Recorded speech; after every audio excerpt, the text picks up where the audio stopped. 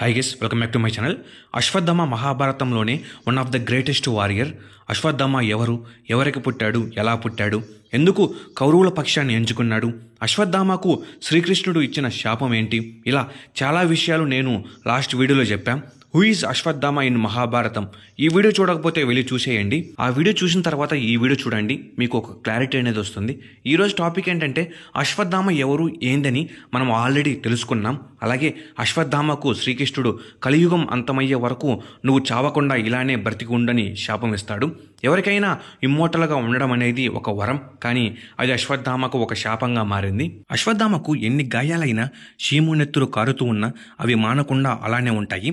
అలా అశ్వత్థామ మహాభారత కురుక్షేత్ర యుద్ధం చివరి రోజు నుండి ఇప్పటికీ బ్రతికే ఉన్నాడని చాలామంది చెప్తూ ఉంటారు. ఒకవేళ అశ్వత్థామ బ్రతికే ఉంటే ఎక్కడ ఉన్నాడు, ఎవరెవరికి కనిపించాడు, ఏం చేస్తున్నాడు అనేది ఈ వీడియోలో మనం తెలుసుకుందాం. ముందుగా ఈ వీడియో చాలా ఇంట్రెస్టింగ్ ఉండబోతుంది. ఎవరు స్కిప్ చేయకుండా లాస్ట్ వరకు అయితే చూసేయండి. అలాగే ఈ వీడియో మీకు బాగా నచ్చినట్లయితే లైక్ చేయండి, షేర్ చేయండి, సబ్స్క్రైబ్ చేసుకోండి. ఇక మెయిన్ కంటెంట్లోకి వెళ్దాం. శ్రీకృష్ణుడు పెట్టిన శాపం పరంగా అశ్వత్థామ మానవులకు కనిపించకుండా కొండల్లో, కోనల్లో, లోయల్లో, గృహాల్లో జీవిస్తూ ఉండాలి. అశ్వత్థామ అనే కాదు, మన హిందూ మైథాలజీలో ఉన్న ప్రతి ఒక్క ఇమ్మోర్టల్ మానవులకు కనిపించరు. కానీ ఇక్కడ ఏంటంటే మన దేశంలో చాలామంది అశ్వత్థామను మేము చూశామని చాలామంది చెప్తూ ఉంటారు. మరి వీళ్ళు చెప్పింది నిజమా అబద్ధమా అనేది ఆ శ్రీకృష్ణుడికే తెలియాలి. మానవుల నైజం ఏంటంటే ఇంత చేసి చెప్తూ ఉంటారు. అంతేకాకుండా పుకార్లు, అదే రూమర్స్, ఇవి చాలా ఫేమస్ మన దేశంలో. ఈ పుకార్లతో ఉన్నదాన్ని లేనట్టు, లేనిదాన్ని ఉన్నట్టు క్రియేట్ చేయవచ్చు.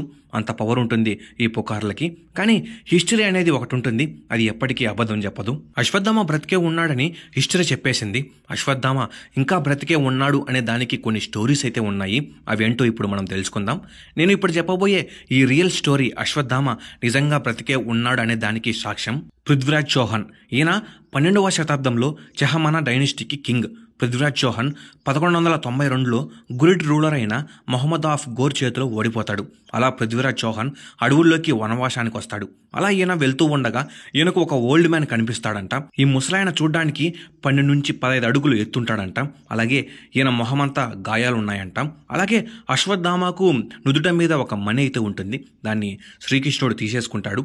ఆ ప్లేస్లో అశ్వత్థామకు చాలా రక్తం అయితే పోతూ ఉంటుందంట. ఇలా చాలా గాయాలతో ఆ ముసలాయన పృథ్వీరాజ్ చౌహాన్కి కనిపిస్తాడంట. పృథ్వీరాజ్ చౌహాన్ వైద్య విద్యలో మంచి దిట్ట. అలా పృథ్వీరాజ్ చౌహాన్ ఆ ముసలాయన్ని పిలిచి నేను ఈ గాయాలకు వైద్యం చేస్తానని చెప్పాడంట. అలా ఒక వారం పాటు ఆ ముసలాయనకు ఉన్న గాయాలకు పృథ్వీరాజ్ చౌహాన్ వైద్యం చేశాడంట. కానీ ఆ గాయాలు అసలు కొంచెం కూడా నయం కాలేదంట. దానికి పృథ్వీరాజ్ చౌహాన్, ఏందయ్యా ఇది, నువ్వేమైనా మహాభారతంలో ఉన్న అశ్వత్థామవా అని అడిగాడంట. అప్పుడు ఆ ముసలాయన అవును, నేను మహాభారత అశ్వత్థామనని చెప్పి అక్కడ నుండి మాయమైపోయాడంట. అయితే పృథ్వీరాజ్ చౌహాన్ ఈ విషయాన్ని 12th సెంచరీలో పృథ్వీరాజ్ రాషో అనే బుక్లో రాశాడు. అశ్వత్థామ ఇంకా బ్రతికే ఉన్నాడనే దానికి దీనికి మించిన సాక్ష్యం ఇంకోటి లేదు. ఇంకో స్టోరీ ఏంటంటే మధ్యప్రదేశ్ బృహన్పూర్ డిస్టిక్లో అసిఘర్ ఫోర్ట్ ఉంది. ఈ కోర్టులో శివుడి యొక్క టెంపుల్ అయితే ఉంది.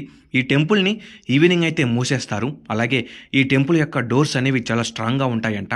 సామాన్య మానవులు ఎవరు ఈ టెంపుల్ని ఓపెన్ చేయలేరంట.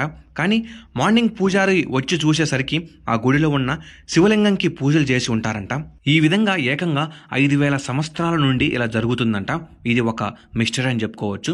ఆ చుట్టుపక్కల ఉన్న ప్రజలు రోజు అశ్వత్థామ వచ్చి ఆ గుడిలో ఉన్న శివలింగంకు పూజ చేసి వెళ్తూ ఉంటాడని చెప్తూ ఉంటారు. అశ్వత్థామ శివుని యొక్క అవతారం. అలాగే ఆ చుట్టుపక్కల ఉన్న చాలా మంది జనాలు చెప్పే మాటలు ఏంటో తెలుసా? ఒక వ్యక్తి ఒళ్ళంతా గాయాలతో, ముఖ్యంగా మొహం మీద చాలా గాయాలతో అక్కడ జనాలకి కనిపిస్తాడంట. కనిపించి వాళ్ళను పసుపు మరియు నూనె అడుగుతాడంట.